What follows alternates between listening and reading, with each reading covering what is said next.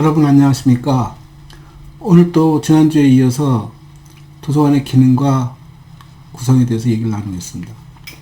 지난주에 했던 얘기에 대해서 몇 가지 학생들 질문도 있었고 또 약간의 문제 제기도 있어서 좀 정리를 하고 넘어가겠습니다. 도서관의 기능, 사서의 역할, 도서관의 비전과 목표 이런 얘기들을 나눴습니다.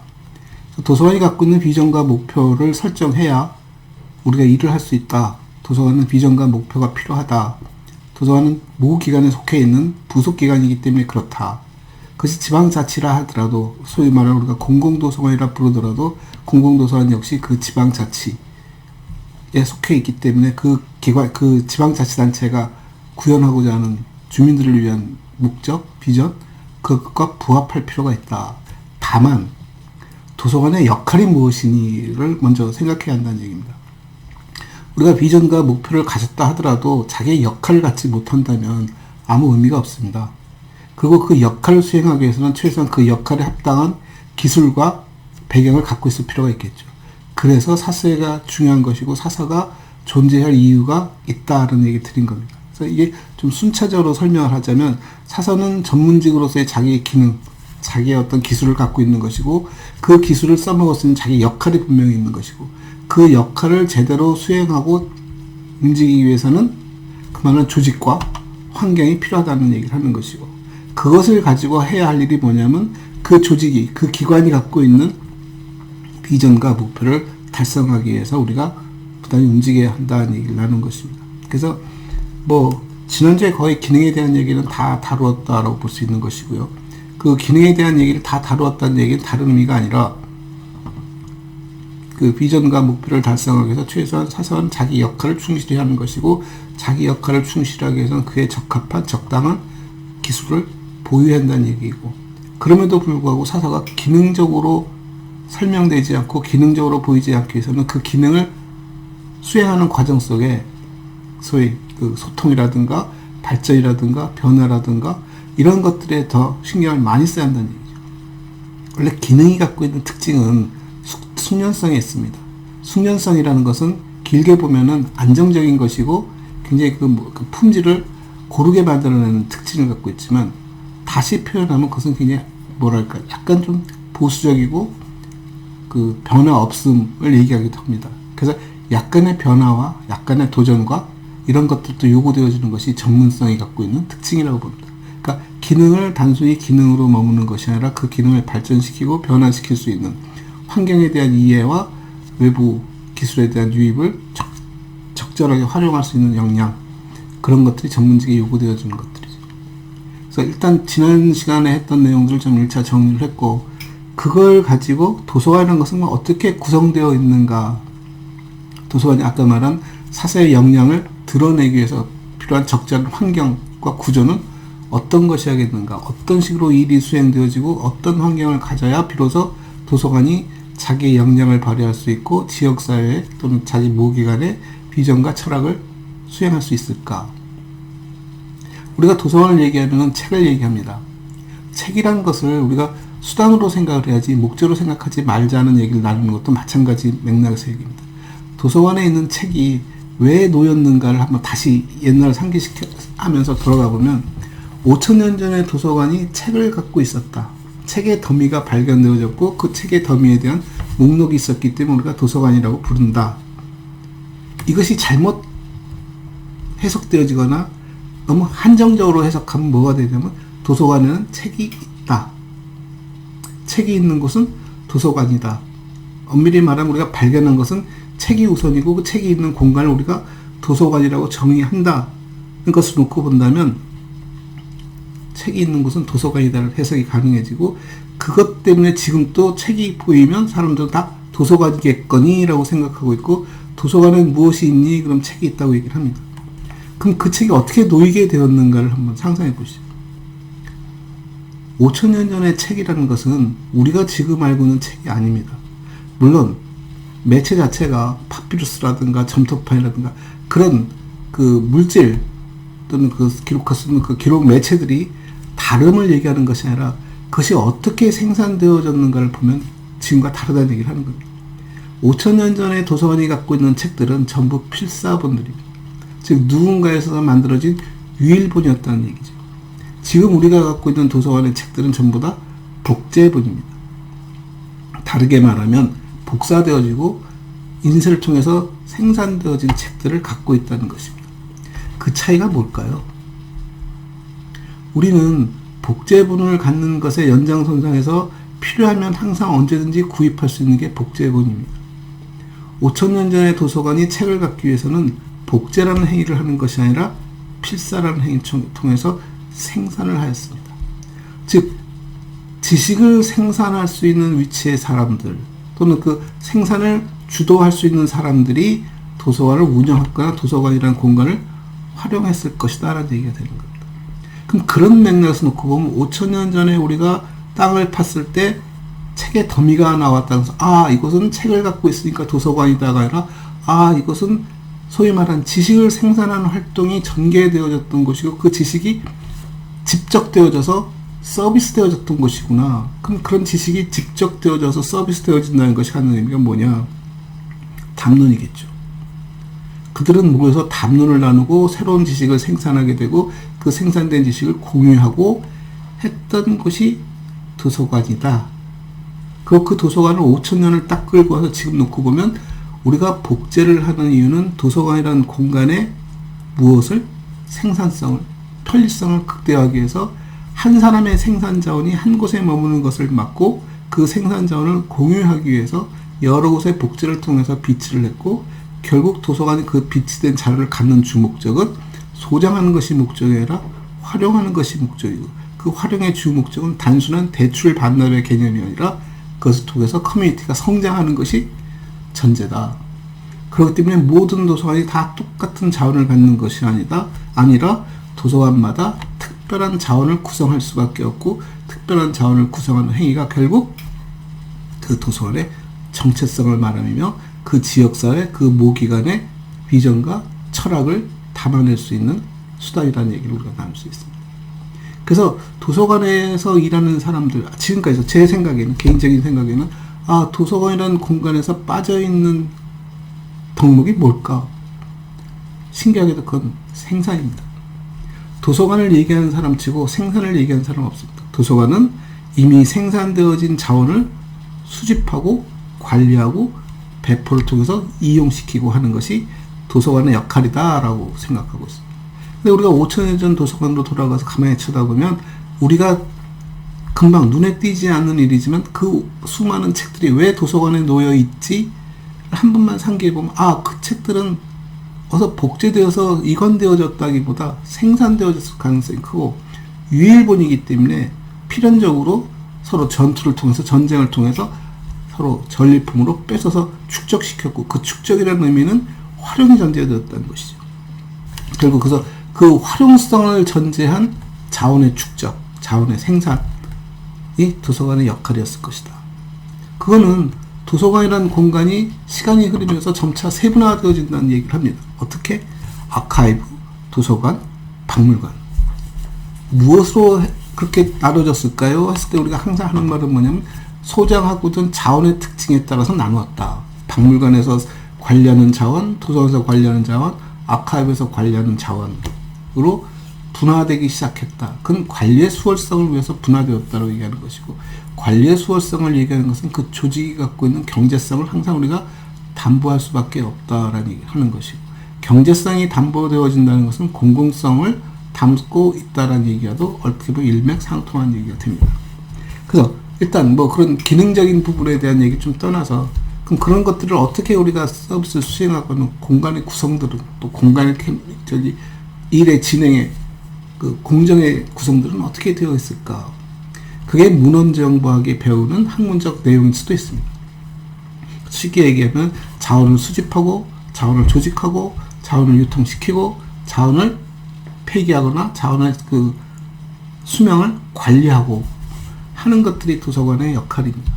그래서 자원을 수집하고 폐기하는 작업에 대한 얘기, 자원을 조직하는 것에 대한 얘기, 자원을 활용하는 것에 대한 얘기. 크게 어떻게 보면 세 개로 나눌 수 있고 이런 것들이 하나의 자기 경영 구조로 나타납니다. 그래서 우리가 뭐 소위 말하는 정리팀, 수서팀, 열람팀이라고 나누는 것은 수서팀을 통해서 자원이 수집되어지거나 폐기되어지는 과정이 일어나는 것이고, 정리팀을 통해서 자원이 조직되어지는 일이 일어나는 것이고, 열람팀을 통해서 자원이 활용되어지는 전 과정을 우리가 담당하고 있습니다. 상당히 오랜 기간 동안 도서관 조직은 수서, 정리, 열람이라는 구조를 갖고 있습니다.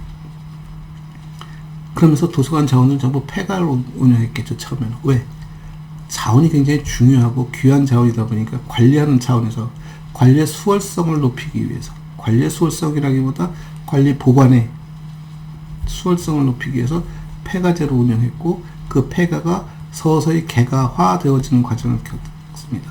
개가화로 바뀐다는 얘기는 관리의 비용이 점점 커지면서 이제 좀 더 생산적인 관리를 위해서 이용자에게 직접 자원을 관리할 수 있는, 사용할 수 있는 어떻게 권한을 넘겨주고, 그 속에서 자원을 관리는 훨씬 더 수월하다는 생각에서 개가제로 바뀌었죠. 근데 아이러니한 것은 자원을 관리하는 가장 1순위는 뭐냐면 배열했습니다. 내가 찾고자 하는 책이 항상 그곳에 비치되어 있어야 한다는 것이 전제되어지고, 그래야 관리가 제대로 진행되는 겁니다. 근데 폐가제로 운영하면 항상 그 자리에 책이 놓여 있을 수 있습니다. 왜? 특정 한 사람이 일률적으로 책을 넣었다 뺐다 하는 작업을 하기 때문에 책이 흩어질 가능성이 거의 없습니다. 근데 개가제로 운영하면 책이 제자리에 놓여 있을 가능성이 상당히 떨어질 수도 있습니다. 다만 그 어떻게 책임을 이용자에게 넘기고 있기 때문에 가능하면 이용자가 그 책의 관리를 수월하게 할 수 있고 적절하게 할 수 있게끔 만들어야겠죠. 그러려면 어떻게 할까요? 그 책을 이용자 스스로가 자기가 빼보고 자기가 제자리에 꽂게 하는 것이 옳을까요? 아니요. 그래서 결국 이용자들은 책을 빼볼 수 있고, 빼본 책을 항상 제자리에 꽂는 것이 아니라 도서관 어느 특정한 공간에 놓게 함으로써 관리자가 그 책을 제자리에 꽂는 작업을 했습니다. 그게 개가제가 주는 특징이고 개가제의 장점이기도 합니다. 근데 그 과정에서 만약에 관리 비용이 좀 적게 든다든가 인적 자원이 부족하면은 어떤 실수를 하게 되어 있냐면, 자기가 본 책을 제자리에 꽂아주기를 기대하게 됩니다. 왜? 나의 일을 하나 줄여주기 때문에.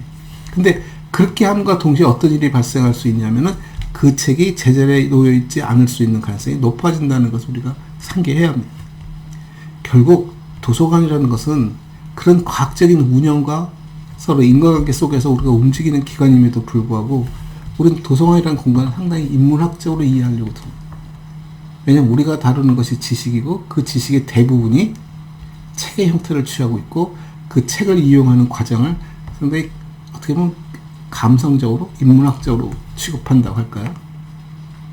근데 그 책을 책이 아닌 상품으로 딱 놓고 보면 이건 굉장히 과학적인 행위입니다. 우리가 마트에서 보거나 편의점에서 보거나 공장의 창고에서 보거나 도서관에서 보거나 어디에서 보든지 간에 일어날 수 있는 굉장히 그 상품의 진열과 배열과 활용에 대한, 들고남에 대한 얘기들이기 때문에 굉장히 과학적인 근거를 갖고 있는 것이고, 그 과학적인 근거에서 가장 적절한 방법은 뭐냐? 아까 말한 대로 빼볼 수 있는 것은 직접 접근을 통해서 빼볼 수 있지만, 넣는 작업은 가능한 관리자에서 움직이게 해주는 것이 용이하다. 그게 책을 관리하는 사람들 얘기입니다. 뭐 이건 그렇게 중요한 얘기는 아닙니다만, 우리가 열람을 얘기하고 수서를 얘기하고 정리를 얘기할 때 열람 부서가 갖고 있는 가장 큰 난제 중에 하나가 그 문제였습니다. 이용자의 이용 편익성을 최대한 높이면서 자원의 관리를 잘할 수 있는 방법이 뭘까? 폐가에서 개가로 가는 것이 훨씬 더 유용하고 이용자의 이용 편익을 극대화시켜 줄 수 있는 반면, 그런 문제점들을 어떤 식으로 해결할까? 그런데 우리가 전산화가 되어지면서부터 더 재밌는 것은 자원들을 굳이 개가로 움직일 필요가 있을까라는 문제 제기도 되어집니다. 왜냐하면 로봇이라든가 여러 가지 기계적인 장치로 책을 넣었다 뺐다는 기술들이 발전하면서 소위 폐가제 운영이 훨씬 더 유리한 쪽으로 기술이 성장할 수도 있겠다라는 생각을 갖게 됩니다. 그래서 최근 들어서는 개가와 폐가를 병행하고 있는 도서관들이 생겨나기 시작합니다. 그럼 어떤 책을 폐가에 넣고 어떤 책을 개가에 넣을까? 개가에 넣는 책들은 들고 남이 굉장히 많은 책, 들고 나는 행위가 자주 일어나는 책들을 폐가로 가려면 그걸 운영하는 인건비와 시간이 상당히 많이 들기 때문에 그런 것들을 가능한 개가로 옮겨놓고, 폐가 있는 책들은 들고 남이 굉장히 적은 책들, 일주일에 한 번, 뭐 많아도 2, 3일에 한 번 정도나 그 책이 이용될까 하는 책들을 굳이 개가에 도움으로써 이용의 양을, 정보의 양을 늘려서 사람들이 선택할 수 있는 그 여지를 상당히 떨어뜨리는 것을 피하기 위해서는 그 이용량이 떨어지는 책들은 폐가로 옮기고, 이용량이 높은 책들은 개가로 둠으로써 전체적인 이용의 편리성과 이용의 경제성을 높여줄 수 있다. 그래서 요즘은 개가와 폐가를 병행하는 도서관들이 많습니다. 그러면서 한술 더 떠서 개가와 폐가로 움직였을 때 두 개의 배열 방법을 같이 쓸까? 같아야 할까? 개가로 움직일 때는 사람들이 언제든지 예측 가능한 공간, 내가 찾는 곳에 그 책이 놓여 있다라는 것이 예측 가능한 상태에서 우리가 접근해야 하기 때문에 주로 주제라는 분류 체계를 따를 수 있지만, 폐가로 옮겼을 때는 내가 직접 자원에 접근할 필요 없이 누군가에 의해서 도움을 받는 행위라면, 책들은 어디에 있는 것이 가장 좋으냐면 그 중에서도, 자기네들끼리 중에서도 이용량이 높으면 높을수록 접근이 가장 쉽고 빠른 곳에, 이용량이 떨어지면 떨어질수록 저 멀리 배치하는 게 유리하다는 얘기죠. 결국 주제적 특성을 따라서 배열하는 것이 아니라 이용의 빈도와 이용의 활용도에 따라서 책의 배열이 바뀔 수도 있다라는 어떻게 보면 추론이 가능한 상황이고, 그런 추론을 그대로 옮기면 소위 폐가 공간을 최적화시킬 수 있는 시스템을 설계할 수 있다. 어떻게 보면 도서관 공간은 굉장히 과학적 그 구조가 성립될 수 있는 공간입니다. 왜냐하면 물류가 발생하는 곳이고 물류를 통제하는 곳이기 때문에 굉장히 과학적인 방법을 쓸 수 있는 것이죠.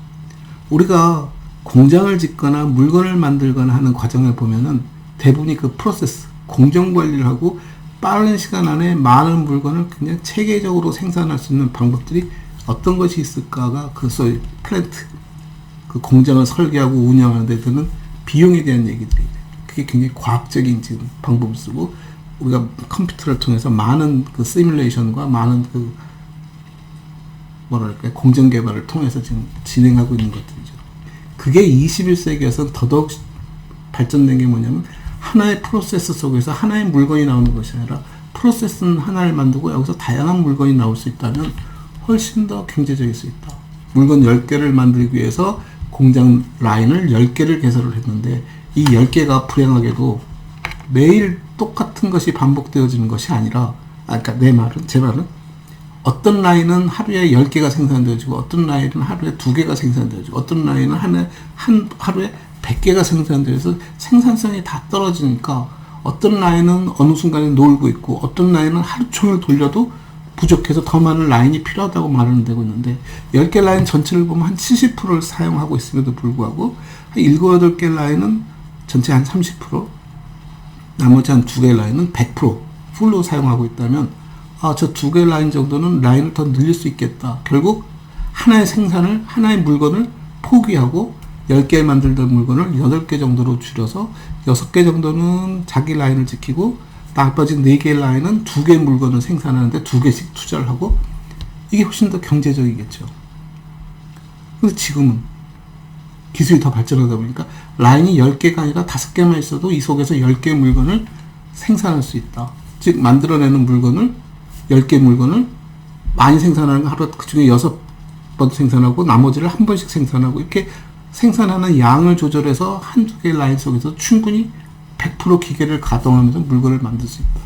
그럼 공장 입장에서는 엄청 작은 공간에 설비를 만들고 그 설비의 가동률을 100%로 끌어올리면서 소위 원가를 절감할 수 있는 효과를 올릴 수 있는 거잖아요. 그런 것들이 소위 공장 자동화라든가 기계화라든가 통해서 우리가 구현하고 있는 거라면 똑같은 개념을 도서관에도 적용할 수 있다는 얘기죠. 많이 이용되는 책들을 뽑아내서 이용시키는 공간을 훨씬 더 쾌적하게 만들고, 이용되는 책들만 나와 있기 때문에 사람들이 책을 찾는 시간도 훨씬 더 절감시킬 수 있고, 책의 활용성도 굉장히 높여줄 수 있고, 이용되지 않은 책은 배열 방법을 직접화시켜서 작은 공간에 훨씬 더 많은 책을 집어넣고 쉽고 빠르게 접근할 수 있도록 그 배열 방법을 재구성해내고, 뭐 이런 여러 가지 기술들이 도서관에서도 필요합니다.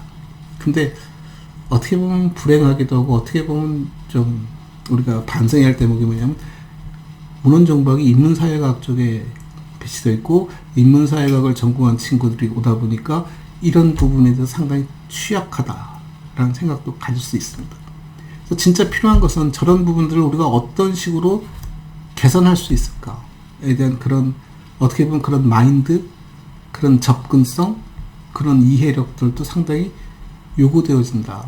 그래서 그런 것들을 통해서 도서관을 보다 더 과학적으로 운영할 수 있고 조금 더 경제적으로 운영할 수 있으면 그만큼 절감되어지는 비용을 어느 쪽으로 사서의 역량을 높이거나 사서를 확장하는 쪽에다 충분히 늘릴 수 있음에도 불구하고 가장 큰 포션을 차지하는 것이 인건비다 보니까 우리는 가능하면 인건비를 줄이려고 듭니다. 인건비를 줄이려는 것을 역발상으로 하면 인건비를 줄이지 않고 다른 쪽 비용을 줄여서 전체 비용을 절감할 수 있는 방법도 찾을 수 있다. 그게 아까 말한 그런 과학적 접근을 통해서 우리가 해결할 수 있다는 얘기를 합니다. 그게 우리가 열람에서 나타날 수 있는 현상이라면 이제 그 다음에는 수서부서에서 나타날 수 있는 현상이 뭘까요? 책을 사들이고 책을 폐기하고 하는 작업들입니다. 책을 사들인다는 것은 그 도서관이 갖고 있는 비전을 구현하기 위해서 그 구성원들이 그 지역을 그 공간을 이용하는 그 이용자들에게 요구사항을 그들이 필요로 하는 것들을 우리가 얼마만큼 충족시켜 줄 수 있는가에 대한 얘기가 그만한 적절한 자원을 찾아내는가에 대한 얘기고 그런 것들이 갖고 있는 시한성에 대한 얘기를 하는 겁니다.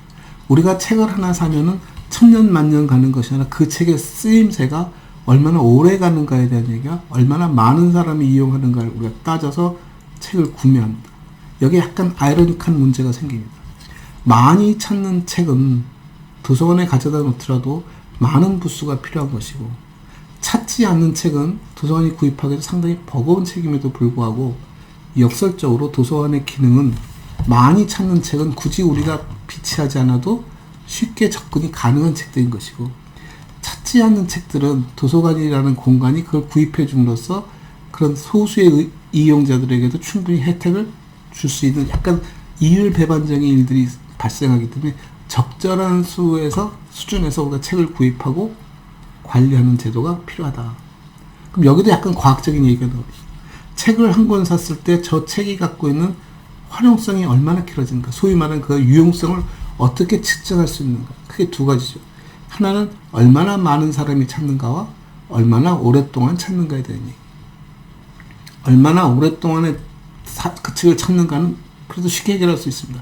그 책에 보존되는 시간이 길어지면 되니까. 근데 문제는 얼마나 많은 사람이 찾느냐에 대한 얘기는 약간 좀 복잡합니다.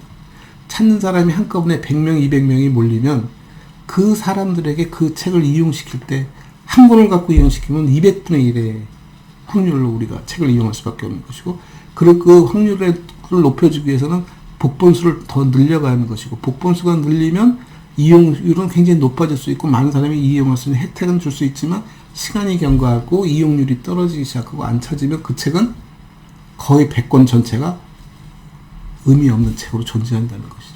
그러니까 도서관이 책을 구매한다는 것은 단지 우리가 지금 필요로 하는 이 현시적인 문제뿐만 아니라 이것이 장기적으로 이 책이 어떤 의미를 갖는가를 짚어보는 것입니다. 왜 그러냐면 도서관에서 우리 대학 같은 경우도 100만 권이 넘는 책이 도서관에 놓여 있다는데 여러분들 생각할 때 여러분이 그 100만 권을 다 볼까요? 안 봅니다.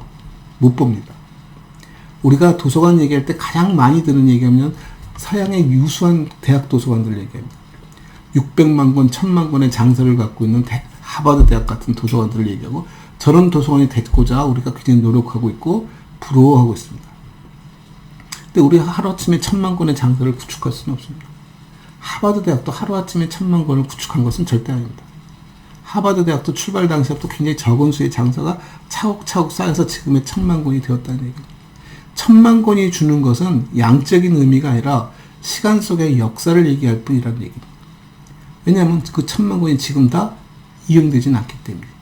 그러나 분명한 사실은 그 1000만 권은 어느 시대가 되었던 간에 그 시대마다 항상 좋은 책이었고 필요한 책이었다는 사실이 누적되어 온 것이고 그 결과물로 남은 것들이지 그 결과물이 지금도 쓰이느냐 그러지 않을 수도 있다는 얘기입니다. 그래서 도서관이 책을 갖는다는 것, 장서를 구축하고 있다는 것이 갖는 의미는 굉장히 복잡합니다.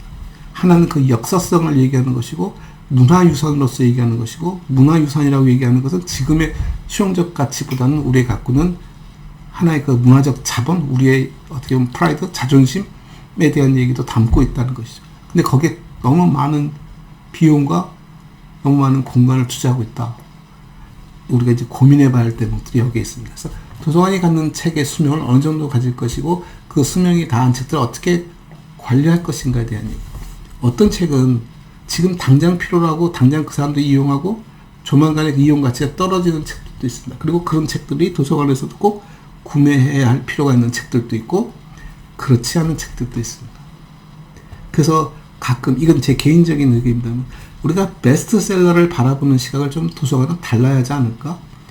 베스트셀러라는 것은 짧은 기간 안에 많은 사람이 지금 이용하고 있는 책이고 사용하고 구입하는 책들이라면, 도서관도 같이 거기에 부안해동해서 똑같이 그 책을 구입하고 서비스하는 것이 옳을까? 아니면 도서관은 한 박자 숨을 죽이고 쉬어서 그 책이 어떤 그 유행이 탁 지나갈 무렵에 그 책을 구매해서 도서관이 이용할 수 있는 그 부수를 좀 줄일 수도 있지 않을까? 왜냐하면 도서관은 공공성이라는 의미를 담고 있습니다. 공공성이라는 것들은 많은 사람에게 혜택을 주는 것이고, 적은 비용으로 혜택을 주는 것이고, 오랫동안 혜택을 줄 수 있는 그런 효과를 노리는 것인데, 많은 사람이 찾는 책을 사다 주면 물론 다 좋죠. 누구나 그 도서관이 책을 구입해서 그걸 누구에게나 이용시켜 줄 수 있다면 누구에게나 다 좋은 일 같지만, 그렇지 않은 사람, 즉 충분히 자기 손으로도 책을 사볼 수 있는 사람들에게 굳이 그 사람들이 책을 사는 기회를 없애줄 필요는 없겠다. 왜냐하면 장기적으로 놓고 보면 책도 산업이기 때문에, 출판도 출판업자 입장에서는 자기도 생존해야 다른 책을 또 낼 수 있고, 그 사람이 생존하기 위해서는 자기가 발행한 책이 많이 팔려야 할 필요가 있는데, 많이 팔릴 수 있는 시간대에 도서관이 책을 구매함으로써 그 가능성을 떨어뜨리는 것도 어떻게 보면 제 입장에서는 좀 아닌 것 같다. 그래서 도서관이 한숨을 좀 돌리고 나면, 베스트셀러가 어느 정도 딱 피크에 이르는 시점이 지나고 나면, 그때 도서관이 그 책을 구매해도 그 책을 살 여력이 없는 사람들에게는 충분히 책을 볼 수 있는 기회를 제공하는 것이고, 그 책을 살 만한 여력이 있는 사람들은 그 책을 구매함으로써 출판사가 성장할 수 있는 기회를 제공해 줄 수도 있다. 그리고 도서관은 그 책을 구매하더라도 그 책의 부수를 줄일 수 있고, 줄였을 뿐만 아니라 그 책의 소장 가치를 우리가 좀 더 길게 가져갈 수 있다. 왜? 피크를 쳐다보면서 그 책의 수명을 우리가 지켜보거든요. 아, 저거는 굉장히 짧은 시간 안에 피크에 오르고 소용 가치도 금방 떨어지겠구나 싶으면 한두 부수만 사면 되는 것이고, 그럼에도 불구하고 여전히 좀 그 책을 이용한 사람들이 남아있겠다 싶으면 부수를 조금 더 늘려서 구매할 수도 있는 것들이요. 그래서 도서관은 그런 책들에 대한 수명, 책들에 대한 가치도 한번 평가해보고, 그 평가를 통해서 구매하는 것도 좋은 전략이지 않을까라고 생각을 합니다. 그래서 수서팀에서는 어떻게 책을 선정하고 어떤 식으로 구매를 하고 하는 것도 중요한 것이고, 그렇게 수집된 것들이 갖고 이제 잔존 가치, 이 책이 과연 우리 도서관이 그대로 보존할까, 아니면 이 책을 폐기할까에 대한 얘기. 물론 그 중에 또 다른 요인도 발생하는 것이, 물리적으로 책이 손상되어졌을 때를 우리가 생각해 볼 필요가 있습니다. 그래서 서양에서는 도서관 책이 책을 두 가지 형태로 발행합니다. 하나는 페이퍼 바운드로 내고, 하나는 하드 바운드로 냅니다. 하드 바운드로 낸다는 것은 도서관 소장용을 전제로 냅니다. 즉, 책의 장정을 단단하게 튼튼하게 만들므로써 여러 사람이 오랜 시간 이용하더라도 충분히 견딜 수 있게 만드는 책. 당연히 가격이 비싸겠죠, 정가가. 페이퍼백은 수명이 그렇게 길지 않습니다. 그냥 한두 번 이용하거나 약간의 이용만도 충분히 자기 효용 가치를 다 했다고 생각하는 책이거든요.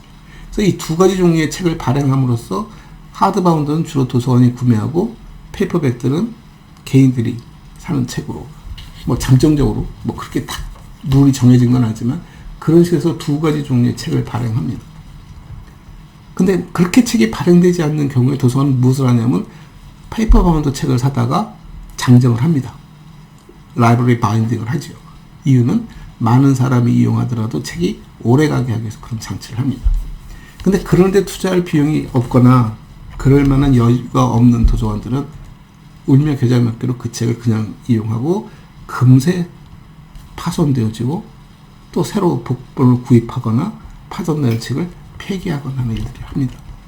그래서 도서관에는 법적으로도 도서관이 구매한 책의 일정 부분을 폐기할 수 있는 권리를 주었습니다. 여러 가지 이유에서 이용 가능성, 이용할 수 있는 환경이 아닌 책들을 쥐고 있는 것도 문제인 것이고, 그것이 자산이라는 이유로 폐기하지 못하는 것도 심각해지기 때문에 적절한 수만큼은 폐기할 수 있도록 해줌으로써 도서관이 공간적 여유를 갖고 또 관리하는 관리에 대한 좀 책임 한계를 좀 줄여줄 수 있다라는 특징이 있는 것이죠. 어떻든 도서관은 책을 구매하고 책을 폐기하고 관리하는 과정 속에서 상당히 많은 고민을 하고 있다. 그래서 장서 관리라든가 폐기 정책이라든가 이런 모든 것들이 이제 수서와 관련된 부분이고, 이 수서는 바로 그대로 예산과 직결된 부분이고, 도서관이 얼마나 많은 예산을 투입해야 하는가에 대한 이제 평가 지표가 되겠죠. 도서관이 얼마만큼 이용량이 발생하는가. 그러니까 열람 파트에서 발생하는 이용 평가들이 그대로 수서 파트에서는 전략과 정책으로 작동할 수 있다는 것입니다. 그리고 이제 또 한 축을 이루는 것이 정리 업무에 대한 얘기입니다.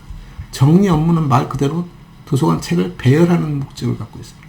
그리고 그 책에 대한 지식을 전달하는 역할을 하고 있죠. 이 책이 분류번호를 몇 번을 갖는가에 대한 얘기. 우리가 분류를 얘기하면 굉장히 규정화되어 있고 표준화되어 있어서 일정한 것 같지만 분류는 상당히 융통성이 많은 체제입니다. 즉 어느 한 분야로 넣기보다는 2개 이상의 분류번호를 부여받을 수 있는 책들이 많습니다. 그래서 소위 우리가 주제라고 말을 하거나 키워드라고 말하거나 아니면 분류표라는 말을 쓰더라도 여전히 책 한 권에 하나 이상의 분류번호가 배정될 수도 있습니다. 다만 편리성으로 우리가 편의상 한 곳에다가 번호를 쓸 뿐이지 우리가 이걸 여러 가지 다른 각도에서 접근할 수 있도록 해주는 행위들은 하고 있습니다. 그래서 그 분류라는 개념은 도서관마다 실은 이용하기에 따라서 그걸 활용하는 법에 따라서 조금씩 다른 분류 번호를 가질 수도 있다. 그러니까 책에 부여되어지는 분류 번호가 항상 일정하지만은 않다. 라도 생각해 볼 필요가 있습니다. 그리고 아까 우리가 열람 부서를 단순히 책을 대출해주고 반납하는 기능만으로 딱 마감을 했지만 실은 그보다 훨씬 큰 기능이 있습니다. 그게 소위 우리가 말하는 정보 서비스 기능입니다. 사설을 통해서 직접 이용자들이 접근하는 방법이죠. 이 얘기는 제가 따로 시간을 내서 한 번 더 하겠습니다.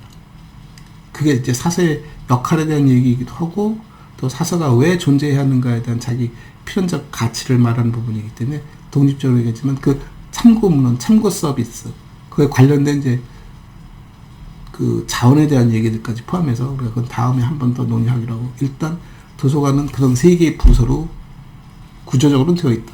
정리 업무, 열람 업무, 수서 업무. 지금은 굉장히 다양한 이름으로 운영되거나 이 3가지가 섞여서 움직이는 조직들도 많습니다.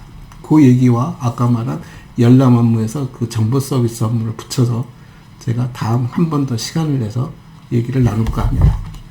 오늘은 여기서 도서관의 기능과 구조에 대한 얘기는 마감하겠습니다. 감사합니다.